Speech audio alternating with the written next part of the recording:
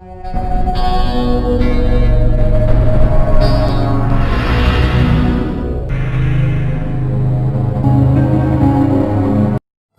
Student, आप सभी का बहुत बहुत स्वागत है आपके अपने चैनल एपीएन एजुकेशन पर। हम लोग साइंस पढ़ रहे थे जिसमें चैप्टर 1 का 2 पार्ट देख लिए हैं। आपका तीसरा पार्ट जो है आज हम लोग देखेंगे। इसके पीछे वाले पार्ट यानी पार्ट 2 में हम लोग सजीव की विशेषताओं के बारे में लोग देख रहे थे। कुछ विशेषताओं को देखे थे, कुछ बच गई थी, उसको आज हम लोग सीखेंगे कि क्या क्या और जो है शेष विशेषताएँ हैं सजीवों का, यानी सजीव और निर्जीव के बारे में हम लोग देखे थे। यानी फर्स्ट पार्ट सेकंड पार्ट में बहुत अच्छी तरह से एक एक बातों को हम लोग देखें, कैसे जो है सजीव कह सकते हैं, किसको निर्जीव कह सकते हैं, प्राकृतिक वस्तुएं किसे कह सकते हैं, प्राकृतिक सजीव वस्तुएं निर्जीव वस्तुएं किसे कहते हैं, है ना। वो सभी चीज़ों के बारे में हम लोग देखे थे। तो आइए हम लोग इसका पार्ट 3 को देखते हैं और साथ साथ इस क्लास में आपको ये भी बताई जाएगी कि किस तरह से हम लोग क्वेश्चंस आंसर करते हैं, यानी प्रश्नोत्तरी करते हैं। प्रश्न आपको रहेगा तो किस तरह से उत्तर लिखते हैं, क्योंकि आपका एक्सरसाइज में बहुत सारे क्वेश्चंस हैं और इस क्वेश्चन को बनाने के बाद आपको बहुत ही अच्छा लगेगा, यानी अपने से आप प्रैक्टिस कीजिएगा। तो ये सारे के सारे वीडियोज़ को देखने के बाद आपको लगेगा कि हम सही ढंग से सभी चीज़ें पढ़ लिए हैं और आसानी से आप क्या कर सकते हैं, उसको लिख सकते हैं। बस उसको लिखने की टेक्निक आपको हम इस वीडियो में बताएंगे। तो चलिए हम लोग सीखेंगे। चैप्टर फर्स्ट क्या है हमारा, तो हमारे आसपास की वस्तुएं, थिंग्स, है ना, थिंग्स अराउंड अस। क्या है, तो थिंग्स अराउंड अस, हमारे चारों ओर के वस्तुएं। ठीक है, तो विशेषताओं को हम लोग कुछ देखे थे, यानी 4 विशेषताओं को देखे थे। सजीव गति करती है, सजीव वृद्धि करती है ना, सजीव भोजन करती है कि नहीं। तो इस तरह से सभी विशेषताओं को हम लोग देखे थे। आइए हम लोग पार्ट 3 में हम लोग पढ़ते हैं 5वां नंबर विशेषता है इसके, 5th नंबर विशेषता। 5th नंबर विशेषता क्या है, तो यह जो है वातावरण के प्रति क्या होती है, तो सजग होती है ना। सजीव जो होती है वातावरण के प्रति क्या होती है, तो बहुत ही सजग होती है, सतर्क होती है। सजीव वस्तुएं वातावरण के प्रति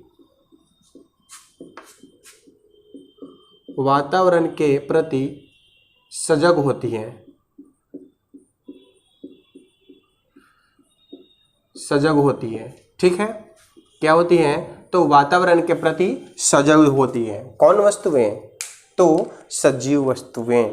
अब कैसे हम इसको कहेंगे कि वातावरण के प्रति सजग होती है, तो देखिए आप जो है कोई आप एग्जाम्पल लीजिए, अपने ही खुद एग्जाम्पल लीजिए। आप क्या आग में अपने हाथों को डाल सकते हैं, नहीं डाल सकते हैं। क्यों, क्योंकि हमारे हाथ को जलने का डर रहता है, तो हम लोग उसके प्रति क्या है, सजग है कि नहीं। तो आप यानी गर्मी अनुभव करते हैं, गर्म अनुभव करते हैं, तो इसलिए हाथों को हटा लेते हैं। ठीक है, अगर मान लेते हैं कि नमक के प्रति, है ना, नमक के प्रति जो केचुआ है ना, और घोंघा है, और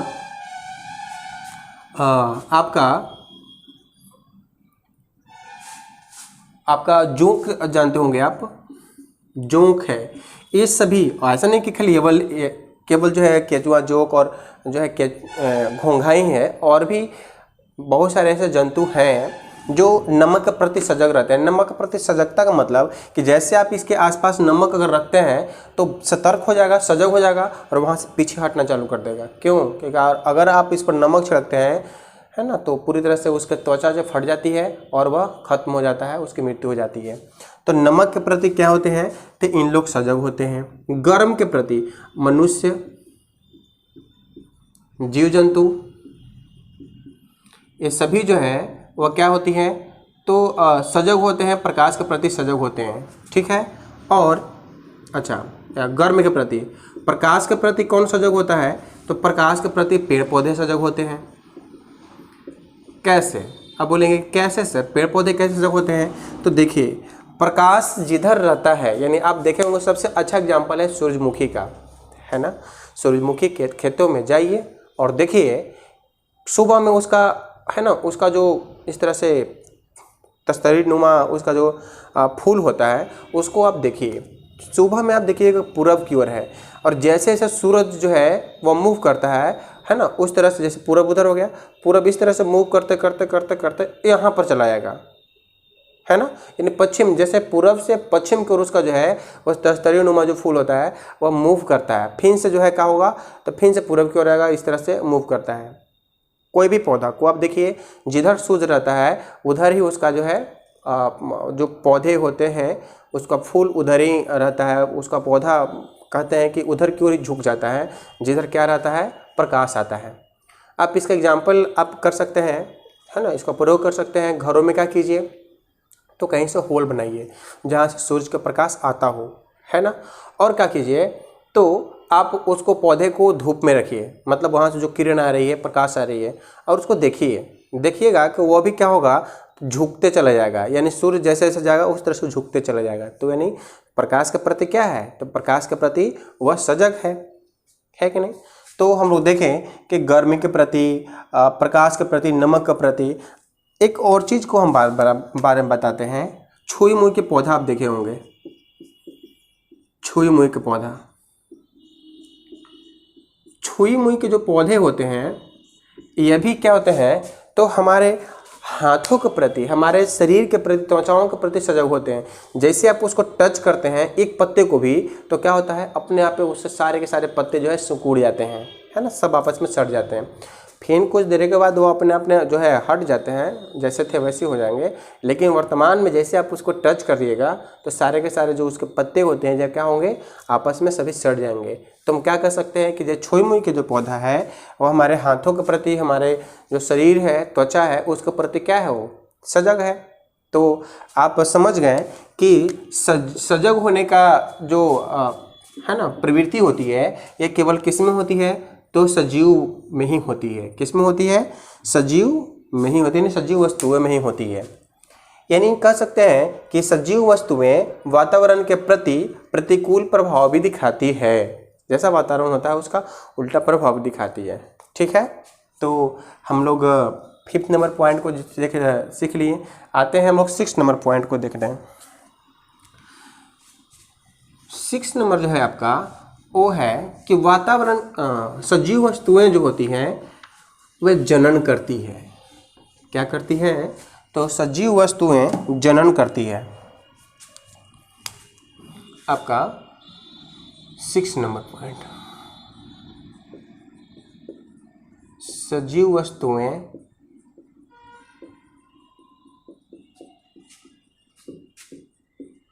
जनन करती है।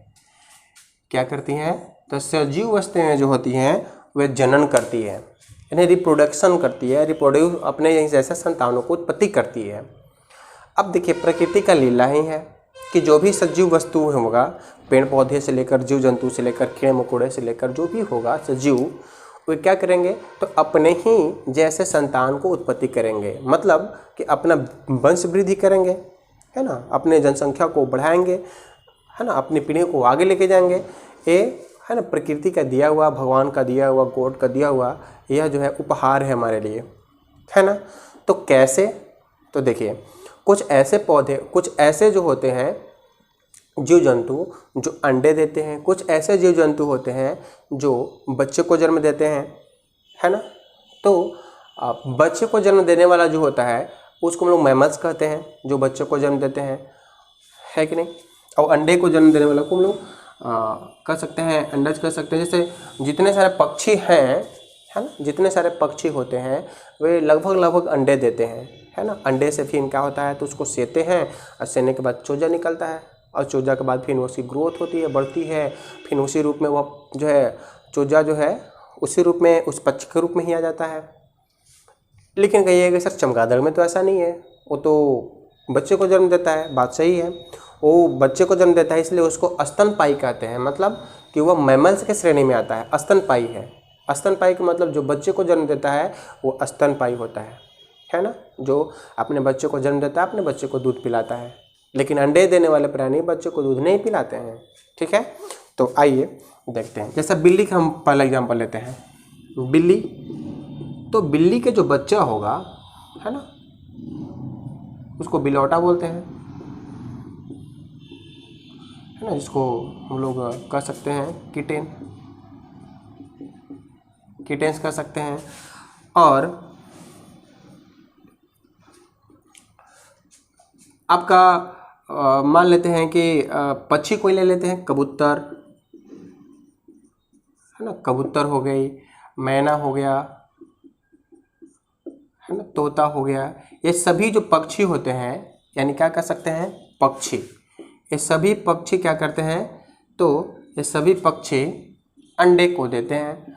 अंडे से फिर क्या बनता है, तो चूजा, और चूजा से फिर क्या बनता है, तो वयस्क बन के फिर वही रूप में आ जाता है, यानी पक्षी के रूप में आ जाता है। तो हम लोग क्या बोलते हैं, तो बोलते हैं कि यह वंश वृद्धि कर रहा है अपने अंडे को देकर। अंडा ऐसे नहीं, अंडा दे दिया सारे के सारे बच्चे हो जाते हैं, अंडे के बाद उसको सेना पड़ता है, सेते हैं तब जो है अंदर से बच्चा निकलता है उस अंडे से। अगर हम बात करें कुत्ता का, है ना, तो कुत्ता को हम लोग उसके बच्चे को, कुत्ता मतलब कुतिया, है ना, कुतिया जो होते हैं वे अपने बच्चों को जन्म देती हैं, कुतिया लिख दीजिए।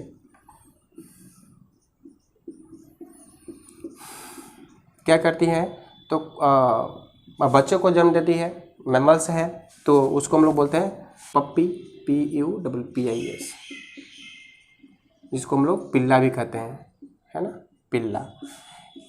मनुष्य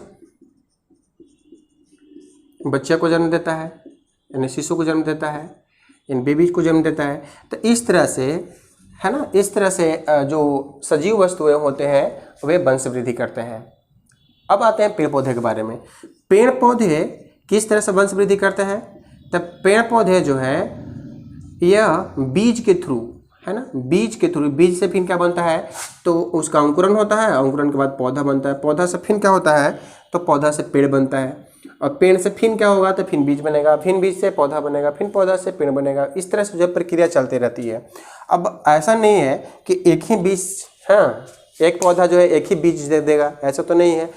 एक पौधा जो होता है वो अनेकों फल देते हैं, यानी अनेकों बीज देते हैं, यानी एक पौधा से बहुत सारे जो है वो बीज निकल सकते हैं, पौधा बन सकते हैं। तो हम लोग ये देखें कि सजीव वस्तुएं जनन करती है। अब सजीव, एक आपका जनन क्या है, आप इसको समझ लीजिए। जनन क्या है ना, रिप्रोडक्शन क्या है। जनन जो है वह कोई सजीव वस्तुएं अपने ही जैसे संतान को उत्पत्ति करते हैं, तो हम लोग कहते हैं कि यह जनन है। क्या कहते हैं, यह जनन की क्रिया है। जब कोई सजीव वस्तुएं अपने ही जैसे संतानों को उत्पत्ति करते हैं, तो हम लोग कहते हैं कि वह जनन क्रिया है, जनन है। ठीक है, तो आप इस बातों को भी देख लिए, इस पॉइंट को भी देख लिए, है ना, कि सजीव वस्तुएं क्या करती हैं, तो जनन करती है। ठीक है, आइए हम लोग इसके आगे वाला पॉइंट एंड लास्ट पॉइंट को देखते हैं। हाँ, सजीव वस्तुएं जनन करती है, लेकिन निर्जीव वस्तुएं जनन नहीं करती है। आप याद रखिएगा, सजीव वस्तुएं जनन करती है, लेकिन निर्जीव वस्तुएं जनन नहीं करती है। आपका 8 नंबर पॉइंट है, 7 नंबर पॉइंट है।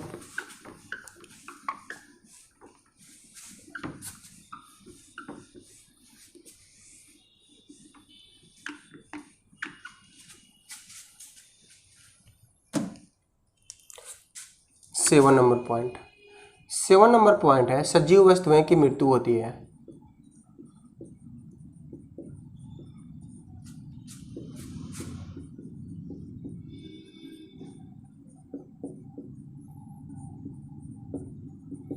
सजीव वस्तुएं की क्या होती है, मृत्यु होती है।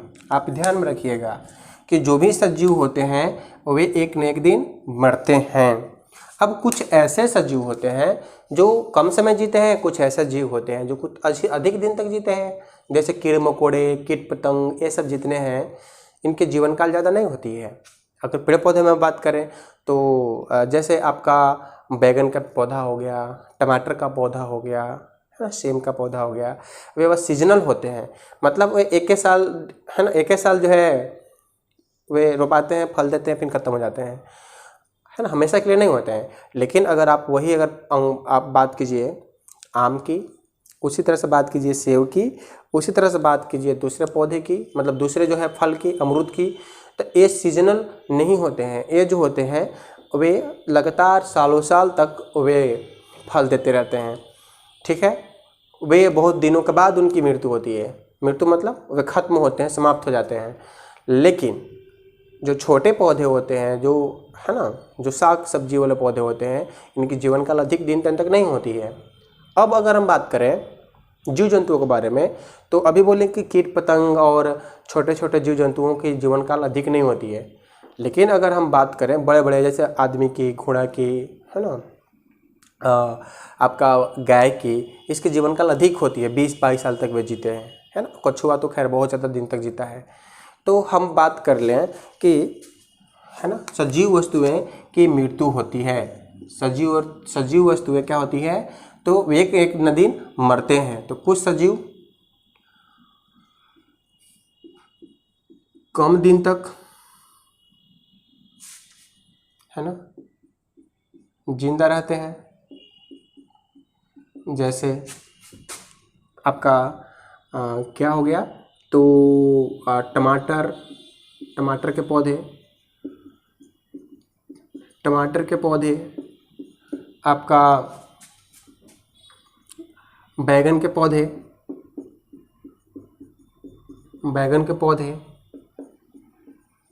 आपका सेम के पौधे।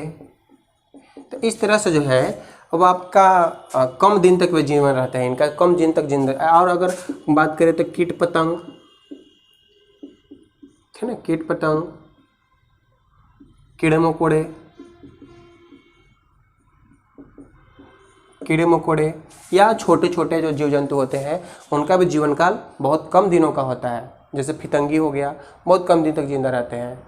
तिलचट्टा हो गया, सब बहुत कम दिन तक जिंदा। मच्छर, ये सब कम दिन तक जिंदा रहते हैं। बस तुरंत कुछ दिन को उनका जीवन काल होती है। मुश्किल से 6 महीना, 3 महीना, 4 महीना, 6 महीना मुश्किल से, या फिर 1 आध साल, इससे ज़्यादा नहीं होती है।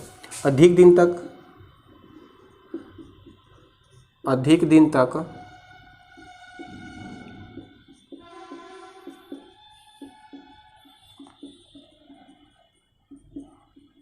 रहने वाले ऐसे कौन होते हैं अधिक दिन जिंदा रहने वाले? तो अभी बता रहे थे, मनुष्य, घोड़े, गाय, हाथी, ये सब अधिक दिन तक जीते हैं। अगर हम पेड़ पौधे के बारे में बात करें तो आम,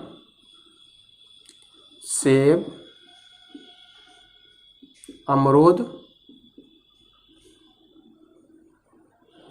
है ना, अमरूद, अब शीशम, ये सभी जो पौधे हैं वे अधिक दिन तक जिंदा रहते हैं। तो हम लोग देख लिए कि सजीव वस्तुओं की मृत्यु होती है, लेकिन, है ना, निर्जीव वस्तुओं की मृत्यु नहीं होती है। एक गुण जो है निर्जीव वस्तुओं में नहीं होता है। तो आप समझ गए ये सारे के सारे पॉइंट को, सारे के सारे विशेषताओं को आप समझ गए। तो हम उम्मीद करते हैं कि पूरा चैप्टर्स को आप बहुत अच्छे ढंग से रीड किए होंगे, पढ़े होंगे, ध्यान से समझे होंगे। अब मान लेते हैं कि क्वेश्चन आंसर कैसे बनाया जाए। बहुत सारा उसमें क्वेश्चन आंसर आता है। अगर आपको उसका हम अलग से वीडियो बनाएंगे तो बहुत लंबा वो वीडियो होगा, तो लंबा वीडियो थोड़ा इंटरेस्टिंग नहीं होती है। इसलिए हम आपको खुद से प्रैक्टिस और एक्सरसाइज करने का हम कुछ टेक्निक बता रहे हैं, नियम बता रहे हैं। ठीक है, कि कैसे आप उसको अपने से लिख सकते हैं, कैसे उसको बना सकते हैं, क्योंकि एक एक बातों को शुरू से लेकर लास्ट तक आपको बता दी गई है। एक और चीज़ आप बात समझिए, कुछ पौधे में समानता होती है ना, वो टेक्निक हम बताएंगे कि किस तरह से क्वेश्चन आंसर को लिखते हैं। कुछ और बातें समझते हैं, जैसे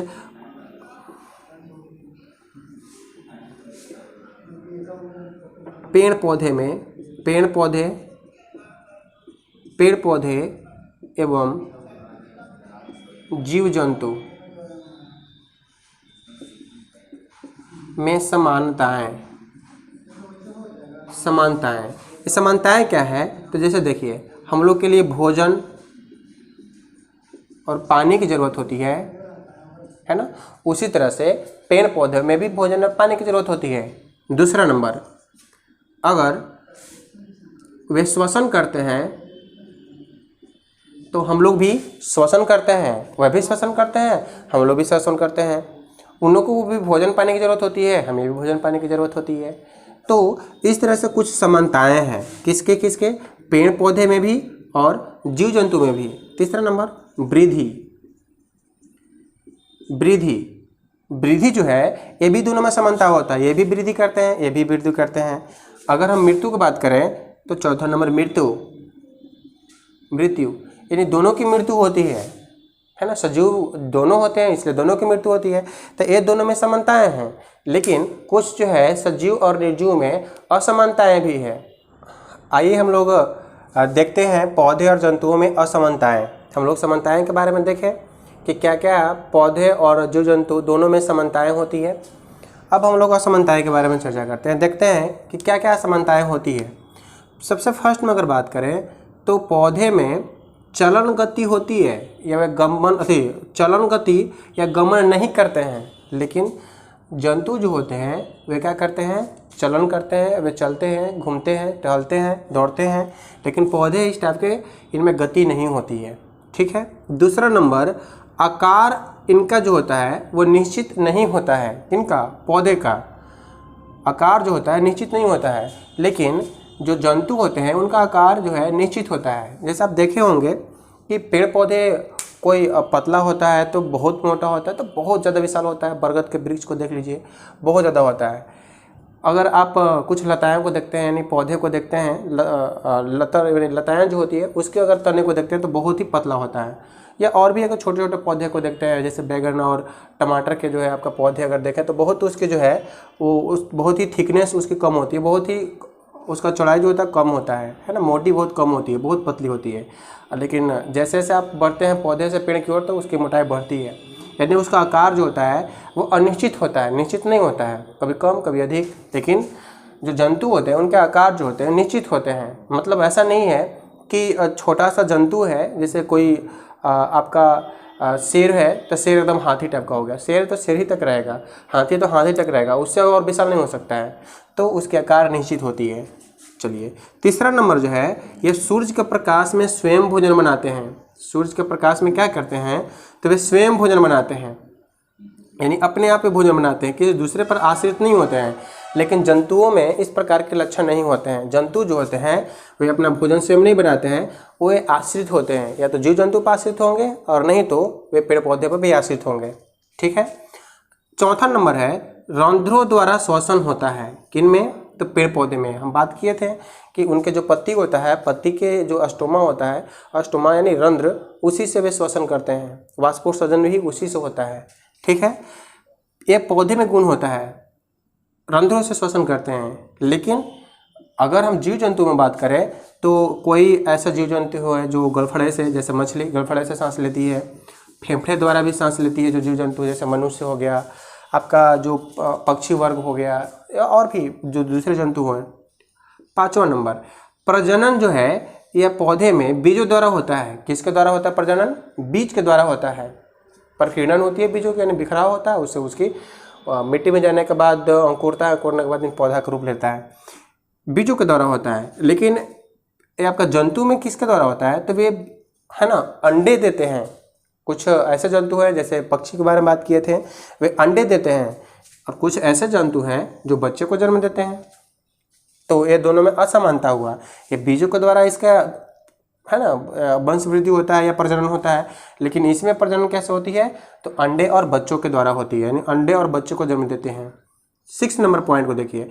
6 नंबर है इसमें वृद्धि जो होती है आजीवन होती है, यानी जब तक वो जिंदा रहेगा जब तक वो वृद्धि करते रहेगा, है ना। उसकी डालियाँ, उसकी शाखाएँ बढ़ती रहेगी, फैलती रहेगी, मोटी होती रहेगी, जो पौधे होते हैं। लेकिन जीव जंतुओं में ऐसा नहीं है, वे सब दिन तक ग्रोथ नहीं करते हैं, एक सीमा तक ग्रोथ करते हैं, उसके बाद है ना वे ग्रोथ नहीं कर पाते हैं। जैसे कहा जाता है कि कोई भी व्यक्ति मुश्किल से 30 साल 25 से लेकर 30 साल तक ही ग्रोथ करता है मैक्सिमम।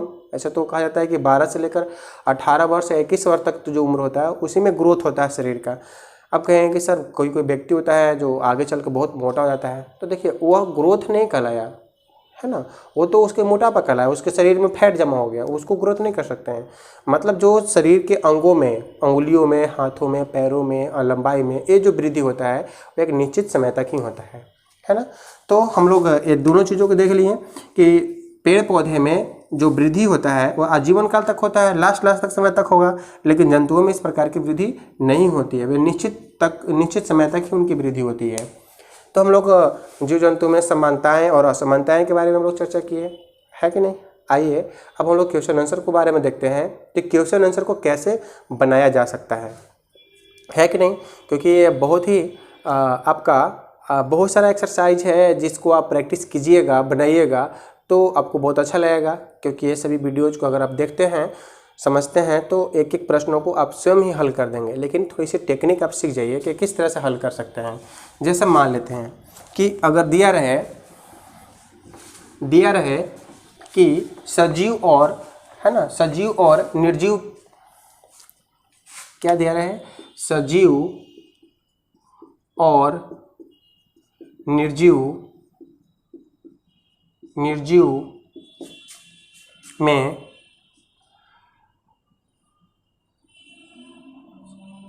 सजीव और निर्जीव वस्तुओं के दो दो या तीन तीन मान लेते हैं, या चार चार का ये चार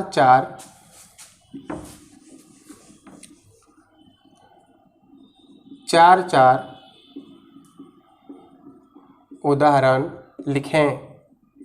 ठीक है, तो क्या लिखिएगा, उत्तर में आपको लिखना है। जैसे मान लीजिए क्वेश्चन हो गया, उत्तर में आप क्या लिखिएगा, सजीव वस्तुएं का उदाहरण क्या है, निम्न हैं।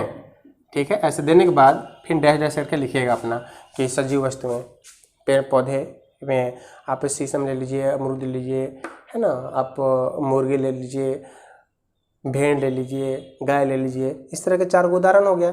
फिर नीचे लिखेंगे और निर्जीव वस्तुएं के चार उदाहरण, निर्जीव वस्तुएं के उदाहरण, तो लिखेंगे निर्जीव वस्तुएं का, है ना, उदाहरण निम्न हैं, डैश दे के लिखेंगे, है ना। कलम ले लीजिए, पुस्तक ले लीजिए, टेबल ले लीजिए, है ना, या फिर मकान ले लीजिए, ये सभी निर्जीव वस्तुओं का उदाहरण है। तो इस टाइप से आपको क्वेश्चन आंसर लिखना है। कुछ फिलिंग द ब्लैंक्स रहेगा, तो ये पूरे चैप्टर को आप पढ़ रहिएगा तो आसानी से आपको समझ के आप सभी चीज़ों को सही ढंग से लिख दीजिएगा, सही लिखिएगा। कहीं पर आपको मैचिंग क्वेश्चन रहेगा तो भी आप उसको बना दीजिएगा। तो हम उम्मीद करते हैं कि आप इस चैप्टर में बहुत कुछ सीखे होंगे, है ना। आप सारे के सारे एक्सरसाइजों को बहुत अच्छी तरह से आप बनाइएगा, स्वयं से बनाइएगा, प्रैक्टिस कीजिएगा। और हम लोग, है ना, फिर से अगले वीडियो में मिलेंगे आपका दूसरा नंबर चैप्टर लेकर। तो चलिए, बहुत बहुत धन्यवाद, थैंक यू सो मच।